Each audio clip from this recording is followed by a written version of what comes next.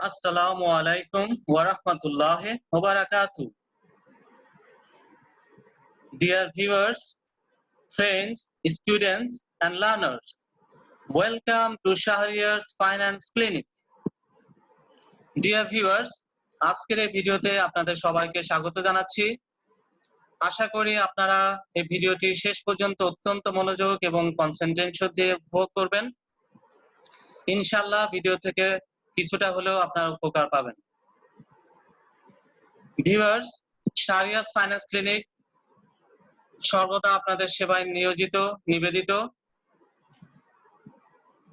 শাহরিয়ারস finance clinic ধারাবাহিকভাবে BBA এবং MBA এর বিভিন্ন কোর্সের ভিডিও প্রকাশ করে যাচ্ছে।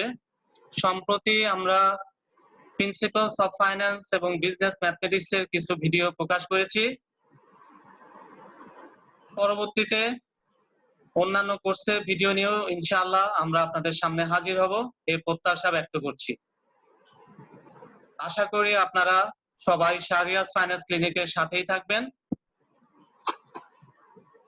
আমার নতুন ভিডিও পাওয়ার জন্য আমার ইউটিউব চ্যানেল শাহরিয়ারস ফাইন্যান্স ক্লিনিকে আপনারা সাবস্ক্রাইব করবেন এবং আপনাদের সুচিন্তিত এবং মূল্যবান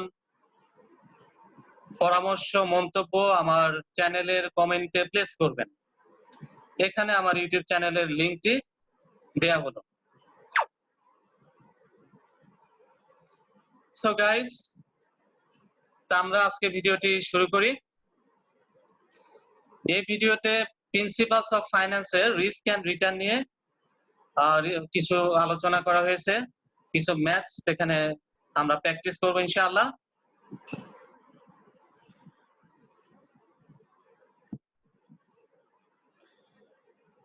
ভিউয়ার্স, আজকের ভিডিওতে আমরা ক্যালকুলেশন অফ রিস্ক এটা নিয়ে আমরা আলোচনা করব এবং এটার উপরে কিছু প্রবলেম আমরা সলিউশন করব। তো রিস্ক ক্যালকুলেশনে এখানে নরমালি দুই ধরনের ক্যালকুলেশন আছে, একটা হচ্ছে উইথ প্রবাবিলিটি আর একটা হলো উইদাউট প্রবাবিলিটি। অর্থাৎ যদি সম্ভাবনা দেয়া থাকে সেটা একটা, আর একটা হলো যদি সম্ভাবনা দেয়া না থাকে। এই ভিডিওতে সম্ভাবনা যদি দেয়া না থাকে অর্থাৎ উইদাউট প্রবাবিলিটি, এইটার উপরে আমরা আলোকপাত করছি।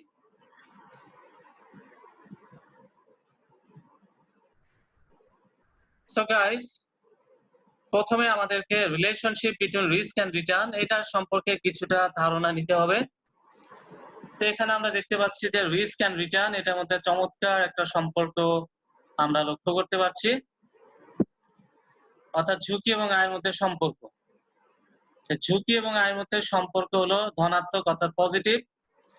That means there is a positive relationship exists between risk and return. তো ধনাত্মক সম্পর্ক অর্থাৎ পজিটিভ রিলেশনশিপ কোনটা? অর্থাৎ একাধিক ভেরিয়েবল যদি তাদের চেঞ্জ এবং তাদের টেন্ডেন্সি যদি একই ধরনের হয় তাহলে সেটাকে বলা হয় পজিটিভ রিলেশনশিপ। এখানে দুইটা ভেরিয়েবল আছে, একটা হচ্ছে ঝুঁকি আর একটা হচ্ছে আয়। Two variables, one is risk and another one is return. যেহেতু তাদের ভিতরে ধনাত্মক সম্পর্ক, তার মানে যদি ঝুঁকি আমরা বাড়াই তাহলে আয় বাড়বে এবং ঝুঁকি যদি আমরা কমাই তাহলে আয় কমবে। তার মানে পজিটিভ সম্পর্ক হওয়ার কারণে তাদের চেঞ্জের টেন্ডেন্সি একই রকম, অর্থাৎ ঝুঁকি বাড়লে আয় বাড়বে, ঝুঁকি কমলে আয় কমবে। আমরা যে বিভিন্ন ধরনের ইনভেস্টমেন্ট গ্রহণ করি সেখানে যদি আমরা ঝুঁকি বেশি মাত্রায় নেই তাহলে অবশ্যই রিটার্ন পাওয়ার প্রত্যাশা আমাদের বেশি থাকবে, আর যেখানে ঝুঁকি কম সেখানে আমাদের প্রত্যাশিত রিটার্নও কম। এটাই হলো relationship between risk and return. তো ভিউয়ার্স, এখানে আমরা রিস্ক এন্ড রিটার্নের একটা ট্রেড অফ, অর্থাৎ ট্রেড অফ মিন্স একটা সমন্বয় আমরা দেখবো আর কি। তো এখানে দেখা যাচ্ছে যে এটা একটা গ্রাফিক্যাল প্রেজেন্টেশন। এটাকে বলা হয় ভার্টিক্যাল অ্যাক্সিস আর এটাকে বলা হয় horizontal Axis. Vertical Axis means it is 90 degree angle to the land, and horizontal axis means this is parallel to the land, সমান্তরাল অর্থাৎ ভূমির সমান্তরাল।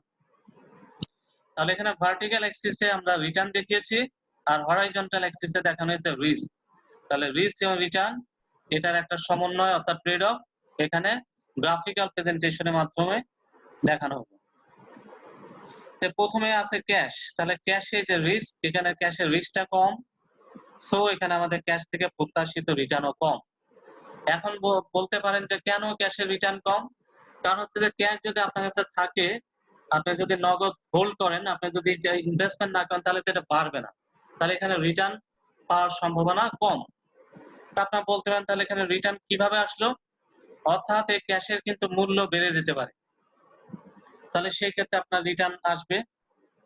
আবার ক্যাশের রিস্কটা কি, অর্থাৎ ক্যাশের মূল্য যদি কমে যায় তাহলে সেটা রিস্ক আছে এখানে। এরপরে আছে fixed interest, also known as debt securities. Debt security মানে হচ্ছে ঋণ সিকিউরিটি, অর্থাৎ যেখানে আপনি ইনভেস্টমেন্ট করলে you will get a fixed interest. তাহলে ফিক্সড ইন্টারেস্ট যদি আপনি পান তাহলে ফিক্সড ইন্টারেস্টে এখানে একটা রিস্ক আছে, অর্থাৎ যে কোম্পানি বা যে প্রতিষ্ঠানের কাছ থেকে আপনি ইন্টারেস্টটা পাবেন তারা যদি কোনো কারণে দেউলিয়া হয়, তাদের যদি কোনো লস হয় তাহলে সেখান থেকে ইন্টারেস্ট পাওয়ার একটা অনিশ্চয়তা দেখা দিবে, এটাই হচ্ছে রিস্ক। তো এখান থেকে একটু রিটার্ন পাবেন, অর্থাৎ ক্যাশের চেয়ে এখানে রিটার্ন একটু বেশি পাওয়া যাবে। এই যে এখানে রিস্কটা বেশি ক্যাশের চেয়ে, আবার এখানে রিটার্নটাও বেশি। এরপরে বিভিন্ন ধরনের প্রপার্টি, এখানে কিন্তু রিস্ক আরো বেশি, এটা পরিচালন খরচ, এটার অবসোলেসেন্স, তারপর এখান থেকে আপনার লস হতে পারে ব্যবসায়, এরকম বিভিন্ন ধরনের এখানে ঝুঁকি আছে।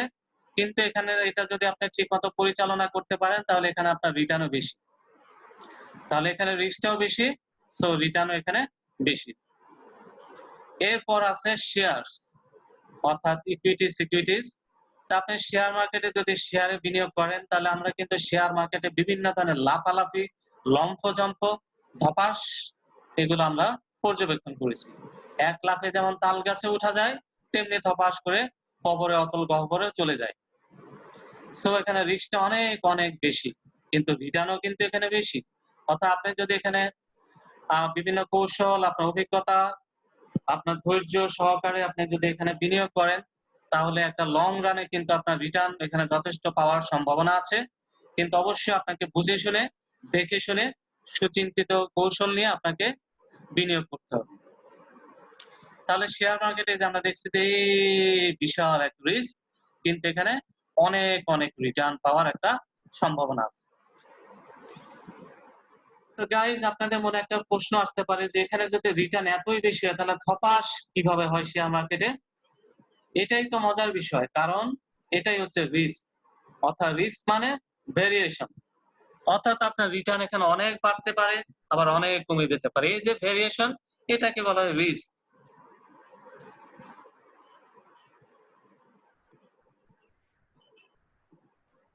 তো ভিউয়ার্স, যে কোনো ম্যাথস করার আগে অবশ্যই সেটার কনসেপ্ট আপনাদের ক্লিয়ার করতে হবে, ক্লিয়ার থাকতে হবে। কনসেপ্ট যদি ক্লিয়ার না থাকে তাহলে কোনো ম্যাথসই সঠিকভাবে সহজভাবে সমাধান করা সম্ভব না। সো গাইজ, আসেন আমরা একটু কনসেপ্টটাকে ক্লিয়ার করে নিই। আজকে ভিডিওতে আমরা যেটা দেখাচ্ছি সেটা হলো calculation of risk without probability. তাহলে ক্যালকুলেশন অফ রিস্ক, তাহলে রিস্কের কনসেপ্ট আমাদের আগে জানতে হবে। Concept of standard deviation and variance, that is sigma and sigma square. Sigma এটা হচ্ছে একটা গ্রিক অ্যালফাবেট, স্ট্যান্ডার্ড ডেভিয়েশন কে সিগমা দ্বারা প্রকাশ করা হয় এবং ভ্যারিয়েন্স কে সিগমা স্কয়ার দ্বারা প্রকাশ করা হয়। তো প্রথমে আমরা দেখি concept of standard deviation, that is sigma. Standard deviation is a number used to tell how measurements for a group are spread out from the average or mean or expected value. A low standard deviation means that most of the numbers are close to the average. A high standard deviation means that the numbers are more spread out. তাহলে আমরা একটু বাংলা করি। তাহলে standard deviation is a number, অর্থাৎ এটা একটা সংখ্যা। Standard deviation একটা সংখ্যা, ইউজ টু টেল অর্থাৎ এটা আমাদেরকে বলে এই সংখ্যা দ্বারা আমরা কি বুঝি, how measurements for a group are spread out from the average or mean, অর্থাৎ মধ্যমা, যেটা স্ট্যাটিস্টিক্সে যেটাকে মধ্যমা বলা হয়, অ্যাভারেজ অর্থাৎ গড় আর কি। এই গড় থেকে আমরা যে তথ্যগুলো নিয়ে আমরা ক্যালকুলেশন করব, সেই তথ্যগুলো কতটুকু স্প্রেড আউট হয়, অর্থাৎ এই গড় থেকে আমাদের বাকি যে তথ্যগুলো আছে এই তথ্যগুলো মানে কতটুকু এটা স্প্রেড হবে, অর্থাৎ কতটুকু পার্থক্য সৃষ্টি হবে, এটাই হলো স্ট্যান্ডার্ড ডেভিয়েশন। আর low standard deviation means that most of the numbers are close to the average. তাহলে স্ট্যান্ডার্ড ডেভিয়েশন মানে কি, আমাদের অ্যাভারেজ থেকে অন্যান্য ডাটার পার্থক্য। তাহলে লো স্ট্যান্ডার্ড ডেভিয়েশন কোনটা? পার্থক্য যেখানে কম। High standard deviation means that the numbers are more spread out. তাহলে স্ট্যান্ডার্ড ডেভিয়েশন যেখানে বেশি সেখানে পার্থক্য অর্থাৎ স্প্রেডটাও বেশি। আরেকটা ডেফিনিশনে, আরেকটা কনসেপ্টে যাই। The standard deviation measures the spread of the data about the mean value. It is useful in comparing sets of data which may have the same mean but a different range. For example, the mean of the following two is the same: 15, 15, 15, 14, 16, and 2, 7, 14, 22, 13. তাহলে আমরা এখানে দেখছি যে এখানে দুইটা set আছে, একটা সেটে আছে 15, 15, 15, 14, 16, আরেকটা সেটে আছে 2, 7, 14, 22, 30। তাহলে স্ট্যান্ডার্ড ডেভিয়েশন মানে স্প্রেড আউট, অর্থাৎ কিভাবে পার্থক্যটা আমরা অবজার্ভ করি।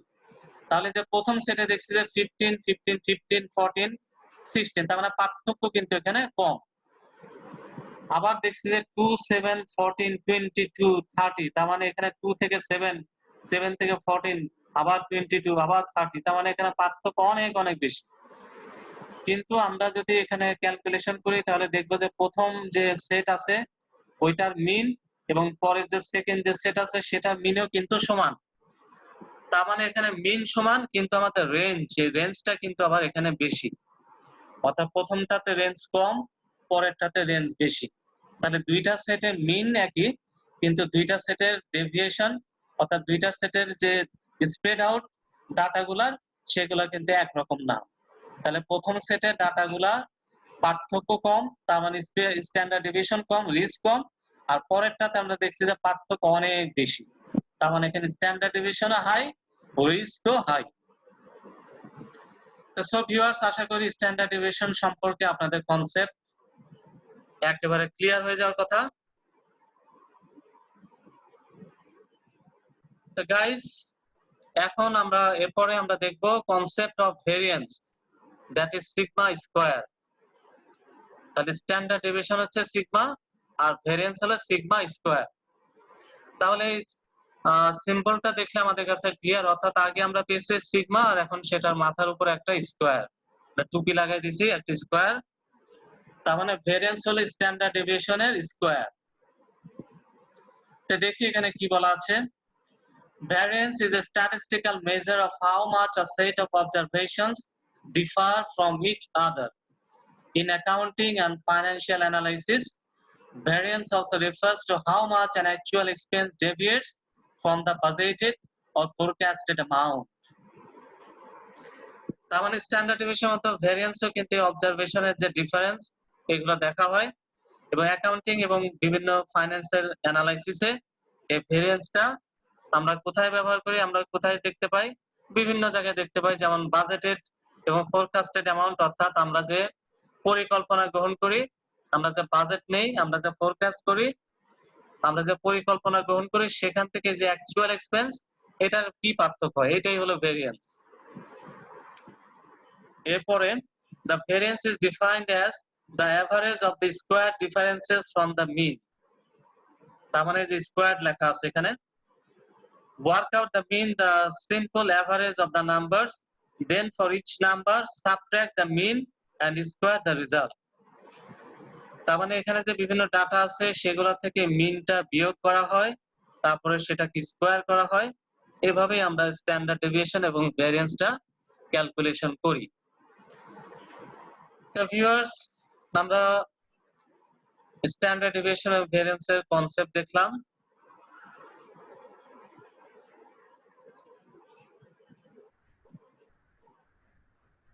এরপর আমরা যাব ফর্মুলাতে, অর্থাৎ রিস্ক ক্যালকুলেশন করতে গেলে আমাদের যে ফর্মুলাগুলো লাগবে সেগুলো এখন আমরা একটু দেখি। আমরা আগে বলেছি যে আমাদের বর্তমান যে ভিডিওতে যেটা দেখানো হচ্ছে সেটা হচ্ছে উইদাউট প্রবাবিলিটি, অর্থাৎ রিস্ক ক্যালকুলেশন উইদাউট প্রবাবিলিটি, অর্থাৎ এখানে প্রবাবিলিটি থাকবে না। আমরা জানি যে অতীতের ডাটা যদি থাকে, অর্থাৎ অতীতে কিন্তু কোনো ধরনের অনিশ্চয়তা নাই, অর্থাৎ অতীতে যেসব ঘটনা দুর্ঘটনা ঘটে গেছে সেগুলো তো ঘটেই গেছে, তার মানে সেখানে কোনো অনিশ্চয়তা নাই, তার মানে সেটা 100% সার্টিন। তাহলে যেখানে অনিশ্চয়তা নাই সেখানে কোনো প্রবাবিলিটিও নাই। তাহলে উইদাউট প্রবাবিলিটিতে যে ডাটাগুলো ব্যবহার করা হয় সেগুলো হচ্ছে অতীতের data, that means past data. তাহলে এখানে আমরা ফর্মুলা দেখছি, এটা হলো সিগমা অর্থাৎ স্ট্যান্ডার্ড ডেভিয়েশনের ফর্মুলা, এটা হলো সিগমা স্কয়ার অর্থাৎ ভেরিয়েন্সের ফর্মুলা। তো এখানে আছে পপুলেশন ভেরিয়েন্স আর একটা হলো স্যাম্পল ভেরিয়েন্স। এর স্ট্যাটিস্টিক্স এ পপুলেশন স্যাম্পল নিয়ে বিভিন্ন আলোচনা আছে। তো পপুলেশন মানে সবগুলো ডাটা নিয়ে ক্যালকুলেশন করা, আর স্যাম্পল হচ্ছে ওখান থেকে কিছু সিলেক্টেড ডাটা নিয়ে ক্যালকুলেশন করা। তো ভিউয়ার্স, আমরা নরমালি আমাদের ফাইন্যান্সে বইগুলোতে যেসব ম্যাথ আমরা সলভ করি, যেসব প্রবলেম আমরা সলিউশন করি, সেখানে পপুলেশন থাকে না, সেখানে থাকে হলো স্যাম্পল।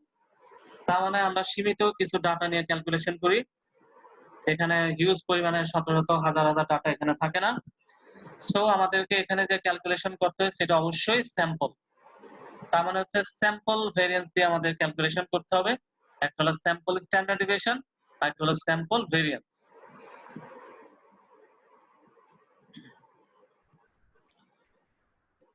তো ভিউয়ার্স,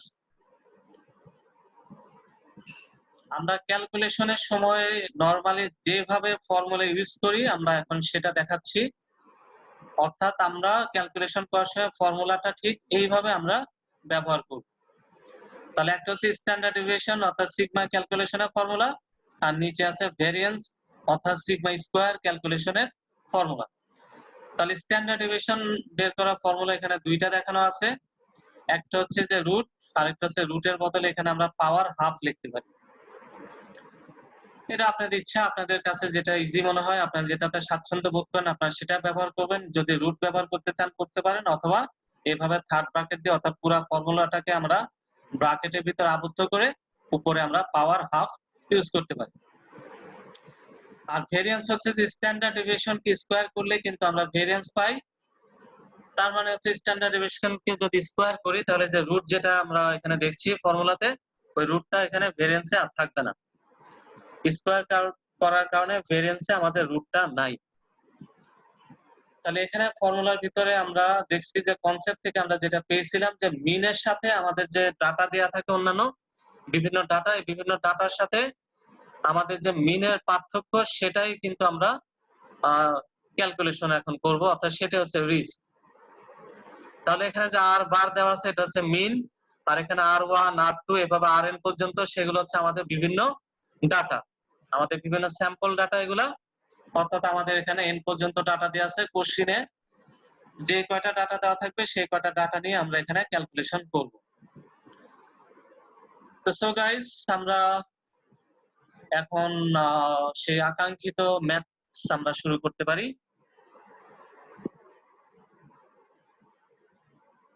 তো ভিউয়ার্স, আমরা এখন ম্যাথ প্র্যাকটিস করতে যাচ্ছি।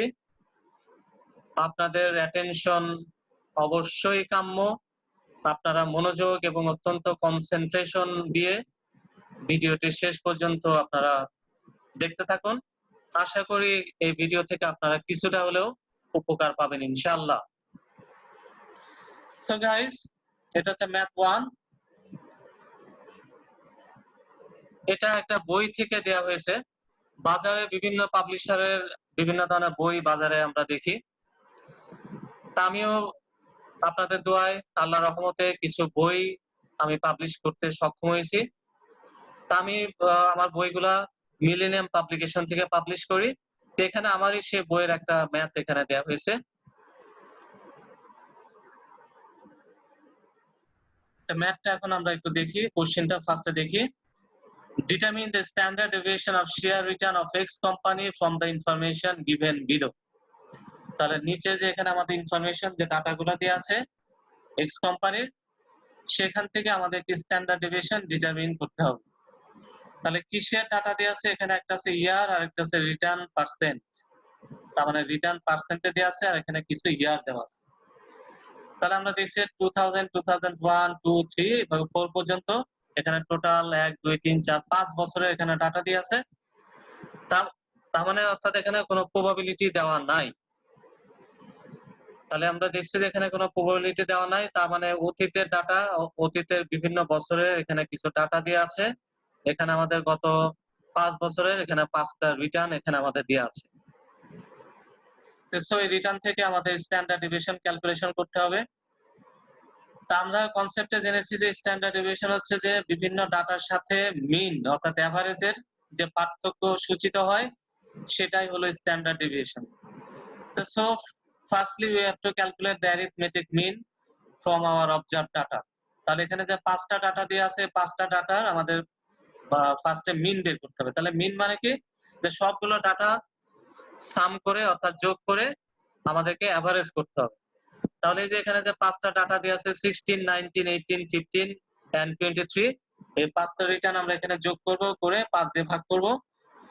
করার পর আমরা এখানে আর বার অর্থাৎ এভারেজ মিন পেলাম 18.2%, অর্থাৎ আমাদের অ্যারিথমেটিক মিন এখানে 18.2% আমরা পেয়ে গেছি। তো নেক্সট আমাদের ক্যালকুলেশন করতে হবে স্ট্যান্ডার্ড ডেভিয়েশন। যেহেতু আমরা এভারেজটা পেয়ে গেছি, মিন আমরা পেয়ে গেছি, তাহলে আমাদের এখানে যে 5টা ডাটা দিয়ে আছে এই 5টা ডাটা থেকে আমাদের যে এভারেজ এটা পার্থক্যটা বের করতে হবে। তাহলে এখন আমরা স্ট্যান্ডার্ড ডেভিয়েশনের সেই ফর্মুলাটা ব্যবহার করি। যে প্রথম আছে R1, তাহলে R1 হচ্ছে 16, এই যে 16 এখানে, এই 16টা হচ্ছে আমাদের R1, এই 16 মাইনাস এভারেজ, তারপর এটাকে স্কয়ার করতে হবে। এইভাবে যতগুলো আমাদের ডাটা দেওয়া আছে প্রত্যেকটা ডাটা থেকে আমাদেরকে এই এভারেজটা মাইনাস করে সেটাকে স্কয়ার করে তারপর সবগুলোকে আমাদের যোগ করতে হবে। তাহলে R1 থেকে যে R বার বিয়োগ স্কয়ার প্লাস R2 19, এর সেকেন্ড রিটার্ন হচ্ছে 19 minus 18.2 whole square plus third return 18 minus 18.2 whole square plus 15, এভাবে যতগুলো আছে সবগুলা ডিভাইডেড বাই n মাইনাস 1। এখন এই যে আমাদের ফর্মুলাতে যে n মাইনাস 1 থাকে এটা নিয়ে কিন্তু অনেকের কনফিউশন আছে। বিভিন্ন বই বিভিন্ন ধরনের ফর্মুলা ব্যবহার করেছে, কেউ এখানে n ব্যবহার করে, কেউ n মাইনাস 1 ব্যবহার করে। কেউ বলে যে 5টা বা 10-15টা মানে স্বল্প কিছু ডাটা দেওয়া থাকলে এখানে n মাইনাস 1 হবে, আবার কেউ বলে বেশি ডাটা থাকলে n হবে। এগুলো কিন্তু আসলে সঠিক কোনো ধারণা নয়। এটা হলো স্ট্যাটিস্টিক্স এর একটা কনসেপ্ট, অর্থাৎ আমরা যদি পপুলেশন ব্যবহার করি, সবগুলো ডাটা ব্যবহার করি তাহলে এখানে n আসবে। আর যদি আমরা স্যাম্পল ডাটা ব্যবহার করি অর্থাৎ পপুলেশন থেকে কিছু সিলেক্টেড ডাটা ব্যবহার করি তাহলে সেখানে আমাদের n-1 ইউজ করতে হবে। So don't be confused about this n and n-1। তো সো গাইস, এই যে এখানে আমরা সবগুলো রিটার্ন থেকে আমরা এভারেজ বিয়োগ করে স্কয়ার করে সবগুলো যোগ করে n-1 দিয়ে ভাগ করে তারপরে পুরা টুকুকে আমরা রুট করতে হবে। তাহলে এই যে এখানে যে আমরা উপরে যেটা আছে উপরটা সবগুলো প্লাস করার পরে পেয়েছি 38.8 আর n হলো 5 minus 1, তো 5 minus 1 is equal to 4। তাহলে 38.8 কে 4 দিয়ে ভাগ করে 9.7, তারপর রুট করার পর আমরা পেলাম 3.11%। তো গাইস, আমাদের এখানে যে ডাটা গুলো দেওয়া আছে আমাদের 5 বছর রিটার্ন দেওয়া আছে, রিটার্নকে প্রথমে আমরা এভারেজ করে নিলাম, তারপরে আমরা স্ট্যান্ডার্ড ডেভিয়েশনের যে ফর্মুলা আছে সেই ফর্মুলা ব্যবহার করে ক্যালকুলেশন করে আমরা স্ট্যান্ডার্ড ডেভিয়েশন সিগমার মান পেয়ে গেলাম 3.11%।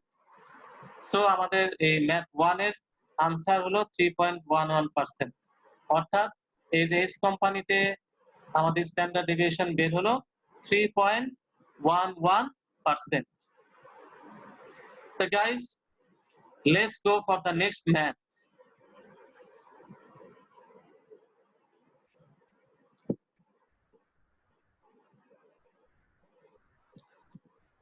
The viewers, আমরা আরেকটা ম্যাথ শুরু করতে পারি, math 2। following are the information of two securities A and B. তার মানে আগের অঙ্কে আমাদের একটা সিকিউরিটি ছিল আর এখানে সিকিউরিটি আছে দুইটা A and B. ইয়ার দেওয়া আছে 2002, 2003, 2004, 2005, 4 বছর আছে। এই 4 বছরে আমাদের এই কোম্পানির 4টা রিটার্ন দেওয়া আছে, বি কোম্পানিরও 4টা রিটার্ন দেওয়া আছে। এখানে একটু কেয়ারফুল থাকতে হবে যে আমাদের রিটার্ন গুলো কি প্লাস না মাইনাস। যেমন যে এই কোম্পানিতে আমরা দেখছি 2005 সালে -20% আছে, এটা আমাদের খেয়াল রাখতে হবে। অর্থাৎ কোথায় প্লাস কোথায় মাইনাস, যেহেতু এটা ক্যালকুলেশনের ব্যাপার, সো প্লাস মাইনাস আমাদেরকে একটু সাবধানে থাকতে হবে। তো ভিউয়ার্স, এখানে কিন্তু আবার মিন অর্থাৎ আর বারের মান কিন্তু আমাদের এখানে দেওয়াই আছে। তার মানে আগের অঙ্কে যে আমাদের এভারেজটা বের করে নিতে হয়েছে, এখানে কিন্তু বের করার কোনো দরকার নাই, আমাদের কোশ্চেনেই মানটা দেয়া আছে। আমাদের রিকোয়ারমেন্টটা কি, যে which security is more risky and why. That means there are two security here, A and B. So we have to calculate the standard deviation of A and B, then to place the decision that which security is more risky.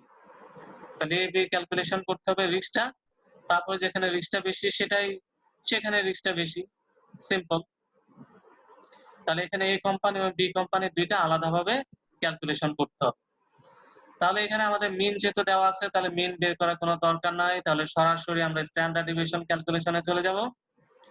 তাহলে যে এখানে standard deviation ক্যালকুলেশনের ফর্মুলাটা use করা হয়েছে। তাহলে প্রথমে A company আমরা calculation করব, তারপরে B কোম্পানি ক্যালকুলেশন করব।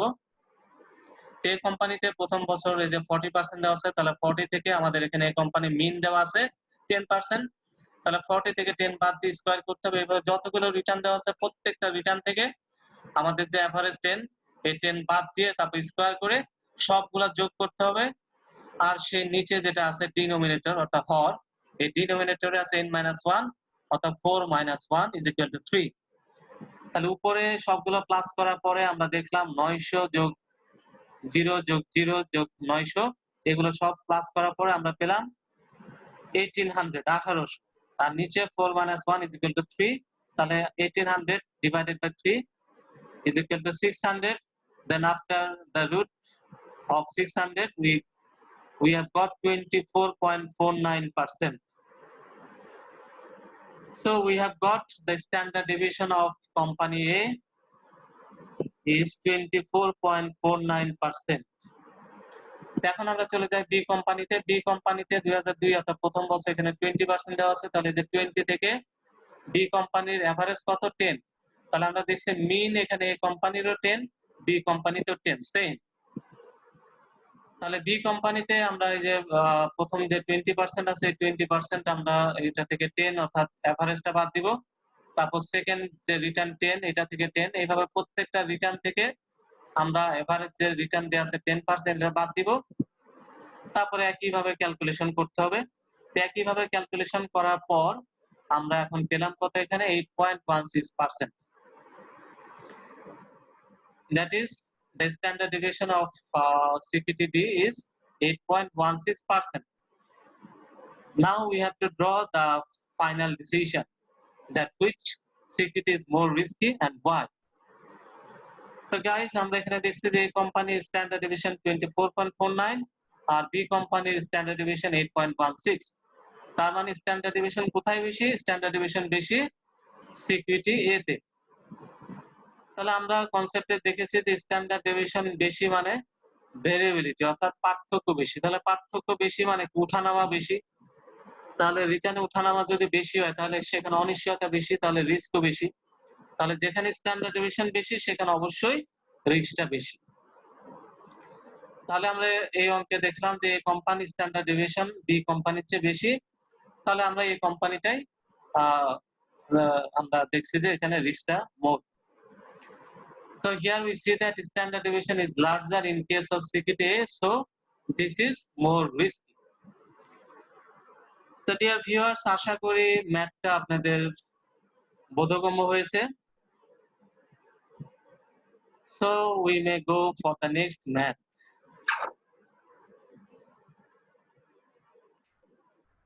Math number 03.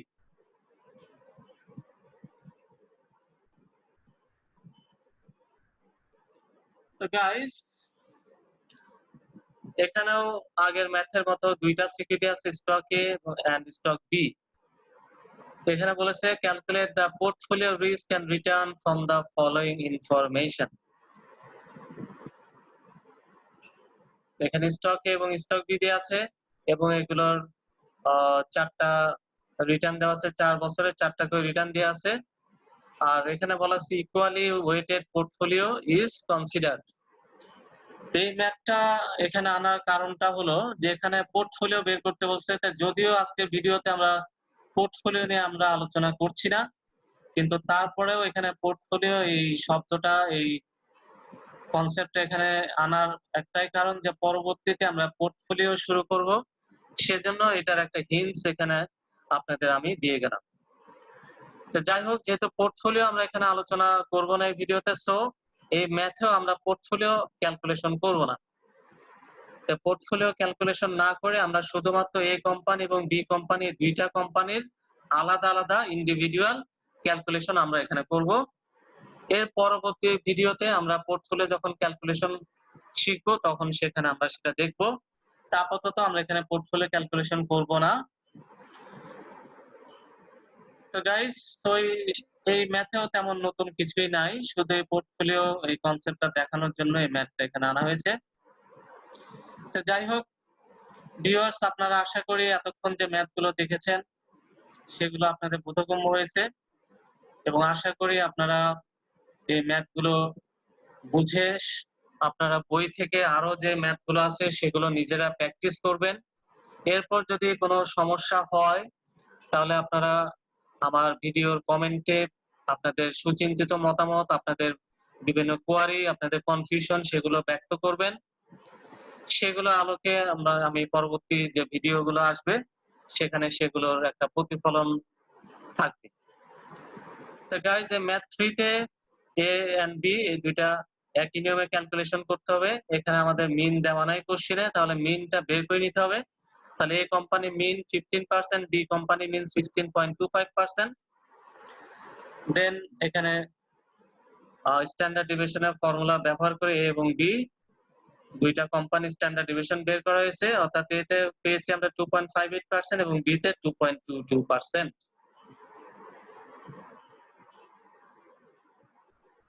So dear viewers, friends, students and learners, আমার এই ভিডিওটি যদি আপনাদের ভালো লেগে থাকে অবশ্যই আপনারা আমার ইউটিউব চ্যানেলটিকে সাবস্ক্রাইব করবেন। শাহরিয়াজ ফিনান্স ক্লিনিকের সাথে আপনারা সব সময় থাকবেন এবং শাহরিয়াজ ফিনান্স ক্লিনিকও সর্বদা আপনাদের সাথে আছে। আপনাদের সুচিন্তিত পরামর্শের আলোকে, আপনাদের বিভিন্ন মতামতের আলোকে শাহরিয়াজ ফিনান্স ক্লিনিক সেগুলো বিবেচনা নিয়ে পরবর্তী ভিডিওতে সেগুলোর উপর আলোকপাত করবে এবং আপনাদের দোয়া কামনা করে আজকের মতো এই ভিডিওটি শেষ করছি এবং পরবর্তী ভিডিও দেখার জন্য আপনাদের আমন্ত্রণ জানিয়ে আজকের মতো এখানেই শেষ করছি। আল্লাহ হাফেজ।